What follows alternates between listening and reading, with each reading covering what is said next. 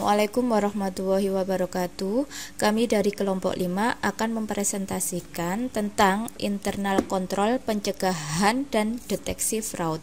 Adapun anggota dari kelompok kami yaitu yang pertama Randika Prakasa, NIM 1920 1030187, M Rahmat Hidayatullah, NIM 1920 1030192, Titis Nia Wulandani, NIM 2020 10 30187, dan yang terakhir Anugrah Wahyu Fauzia, saya sendiri, NIM 2020 10 30189. Pengendalian internal.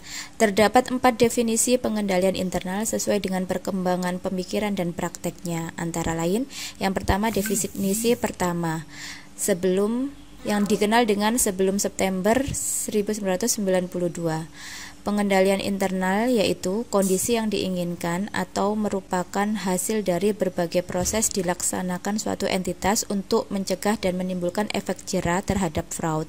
Sedangkan definisi kedua yang dikenal dengan sesudah tahun 1992, pengendalian internal adalah suatu proses yang dirancang dan dilaksanakan oleh dewan, manajemen, dan pegawai untuk memberikan kepastian yang memadai dalam mencapai kegiatan usaha yang efektif dan efisien, keandalan laporan keuangan, dan kepatuhan terhadap undang-undang dan peraturan lainnya yang relevan.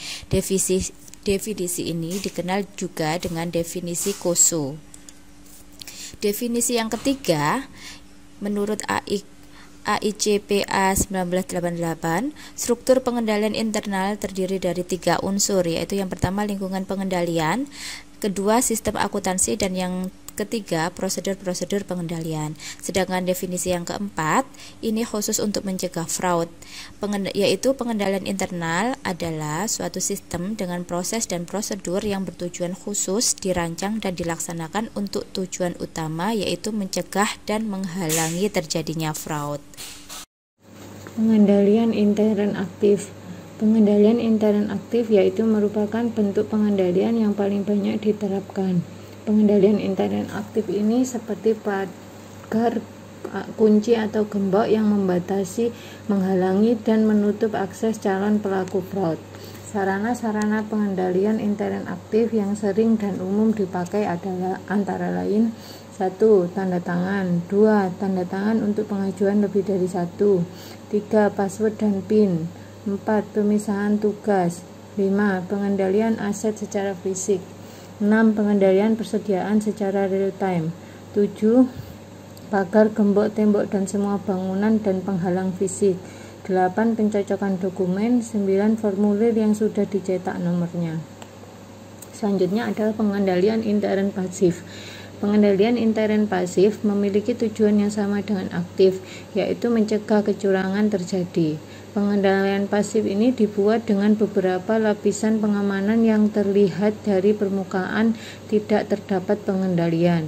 Hal ini membuat pelaku kecurangan tidak dapat mengelak terhadap kecurangan yang dilakukan karena bukti-bukti kecurangan telah terdata. Biasanya alat yang dipakai untuk pengendalian tersebut adalah customized control, pengendalian yang dibuat karena pengendalian aktif sudah tidak dapat dilakukan karena keterbatasan waktu atau sumber daya.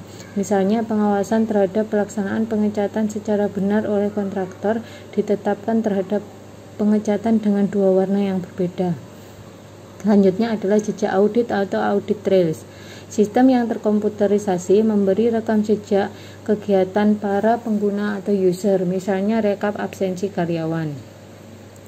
Selanjutnya adalah audit yang fokus atau focused audit. Lingkup audit ditujukan pada bagian-bagian yang biasanya mudah terjadi kecurangan. Biasanya dilakukan berdasarkan pengalaman auditor. Selanjutnya adalah penelusuran aktivitas, surveillance of key activities. Pengintaian terhadap pemanfaatan fasilitas organisasi dapat dilakukan secara komputerisasi, misalnya dengan pemasangan kamera CCTV di mesin-mesin ATM. Yang terakhir adalah pemindahan tugas atau rotation of key personnel. Pencegahan fraud. Pencegahan fraud pada umumnya adalah aktivitas yang dilaksanakan manajemen dalam hal menetapkan kebijakan, sistem, dan prosedur yang membantu meyakinkan bahwa tindakan yang diperlukan sudah dilakukan Dewan Komisaris, Manajemen, dan personel lain perusahaan untuk dapat memberi keyakinan yang memadai dalam mencapai 3 tujuan pokok, yaitu keandalan pelaporan keuangan, efektivitas dan efisiensi operasi, serta kepatuhan terhadap hukum dan peraturan yang berlaku. Hal ini diambil dari Kursus 1992. Pada dasarnya kecurangan sering terjadi pada suatu entitas apabila: pertama, pengendalian intern tidak ada atau lemah atau dilakukan dengan longgar dan tidak efektif. Kedua, pegawai dipekerjakan tanpa memikirkan kejujuran dan integritas mereka. Pegawai diatur dan dieksploitasi dengan tidak baik, disalahgunakan atau ditempatkan dengan tekanan yang besar untuk mencapai sasaran dan tujuan keuangan yang mengarah tindakan kecurangan. Keempat, model manajemen sendiri melakukan kecurangan, tidak efisien dan atau tidak efektif, serta tidak taat terhadap hukum dan peraturan yang berlaku.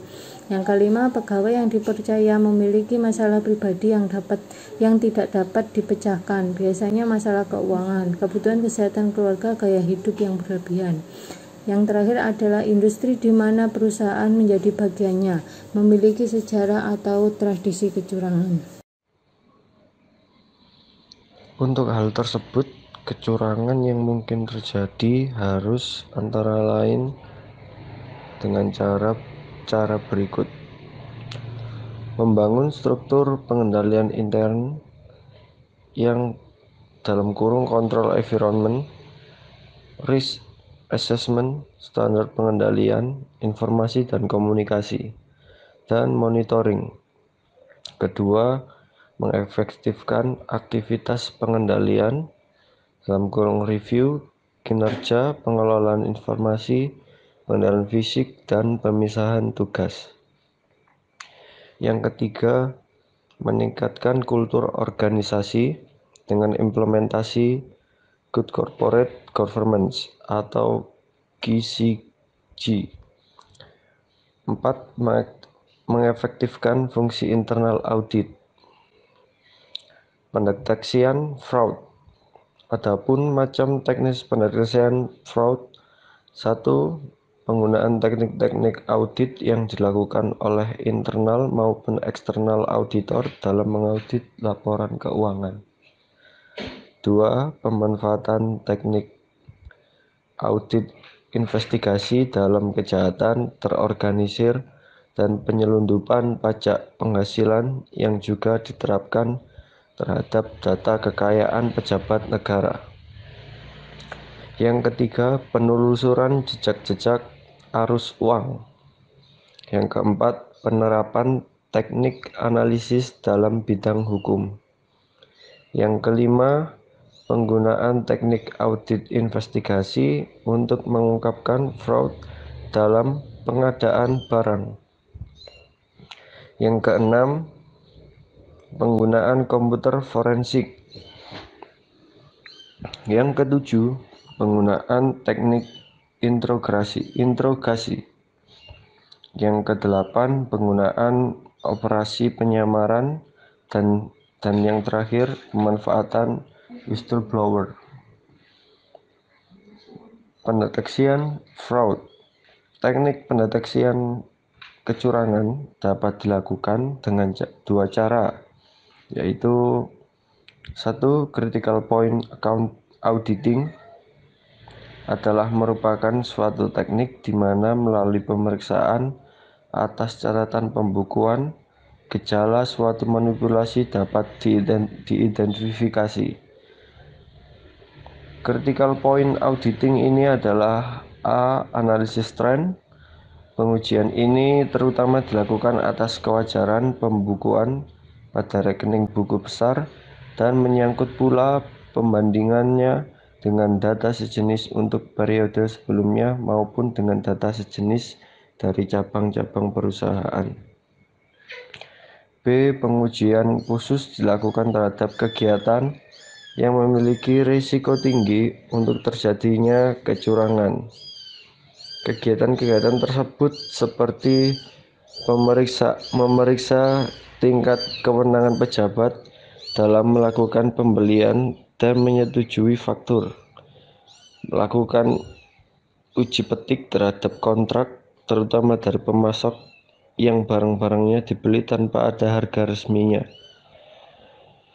Penjualan dan pemasaran kecurangan dalam aktivitas ini biasanya dilakukan dengan cara seolah-olah terjadi penjualan yang diikuti dengan pengiriman barang, namun tanpa pendebitan pada rekening debitur.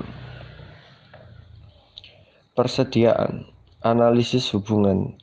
2. Job Sensitivity Analysis atau GSI adalah teknik analisis kepekaan pekerjaan didasarkan pada suatu asumsi.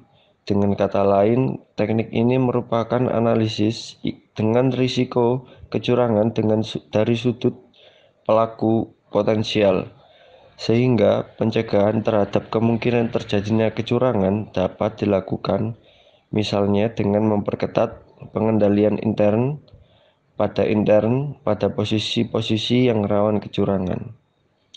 Terima kasih, sekian dari kelompok kami, yaitu kelompok 5, tentang internal control, pencegahan, dan deteksi fraud. Terima kasih. Wassalamualaikum warahmatullahi wabarakatuh.